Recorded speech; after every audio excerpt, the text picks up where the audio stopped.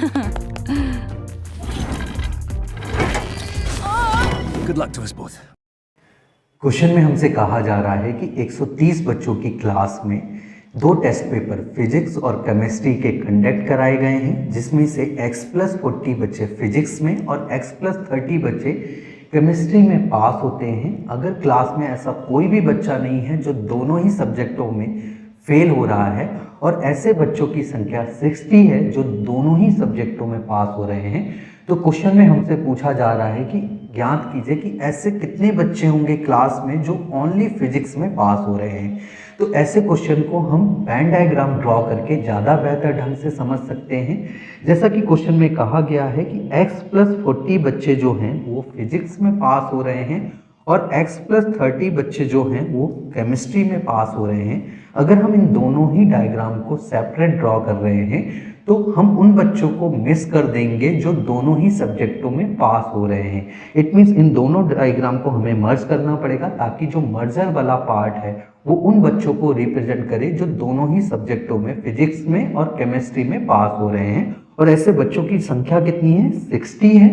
और क्वेश्चन में हमसे कहा गया है कि क्लास में ऐसा कोई भी बच्चा नहीं है जो दोनों सब्जेक्टों में फेल हुआ हो। इट मीन्स जो हमारी क्लास है उसका जो रिजल्ट है वो 100% का है। 100% क्लास हमारी पास है और जो हमारी क्लास है वो टोटल कितने बच्चों की है? 130 बच्चों की है।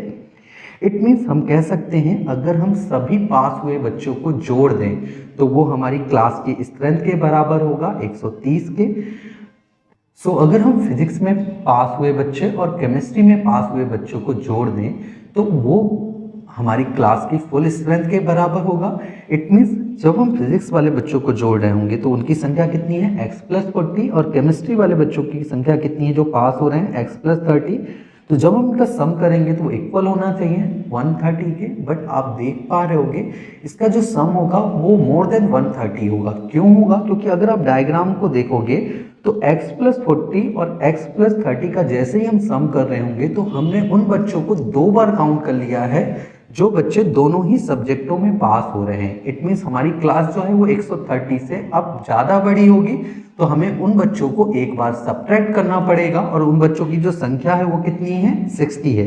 इट मीन्स x+40 और x+30 में से हमें 60 को माइनस करना पड़ेगा, तभी जाके वो हमारी फुल स्ट्रेंथ ऑफ क्लास के इक्वल होगी जो कि है 130 बच्चों की, है ना। तो अगर हम इसका सम अप करें तो x क्या हो जाएगा? 2x, 40 + 30 70 और -60 एज इट इज रहेगा, इक्वल होगा 130 के बराबर। और अगर हम इसे और आगे सॉल्व करें तो 2x ऐसे ही रहने देते हैं और 70 - 60 10 के इक्वल होगा 130 के। 10 को उधर ले जा रहे होंगे तो ये सब्ट्रैक्ट हो जाएगा 130 के। इट मीन्स 2x बराबर हो जाएगा 120 के और x बराबर होगा 60 के जब हम इसे कैंसिल आउट कर रहे होंगे 2 से। तो फाइनली हमें x का मान पता चल गया है। बट हमसे क्वेश्चन में x का मान नहीं पूछा गया था। हमसे पूछा गया था ऐसे बच्चों की संख्या कितनी है जो केवल और केवल फिजिक्स में पास हो रहे हैं। तो आपको पता है फिजिक्स में पास हुए बच्चों की संख्या कितनी है? x+40। बट इसमें वो बच्चे भी शामिल हैं जो केमिस्ट्री में पास हैं, है ना। और ऐसे वो बच्चे कितने हैं? 60। इट मीन्स अगर हमें ओनली फिजिक्स में पास हुए बच्चों की संख्या निकालनी है तो हमें इन बच्चों में से 60 को माइनस करना पड़ेगा। तो फाइनली जो हमारा आंसर होगा वो क्या होगा? x+40 - 60 और x का मान हमने अभी कैलकुलेट किया है जो कि इक्वल है 60 के। तो 60 + 40 - 60 और 60 से 60 कैंसिल आउट कर दे तो फाइनली जो हमारा आंसर है वो कितना है? 40 स्टूडेंट का। इट मीन्स हम कह सकते हैं 40 बच्चे क्लास में ऐसे होंगे जो ओनली फिजिक्स में पास हुए होंगे और क्वेश्चन में हमसे यही पूछा गया था।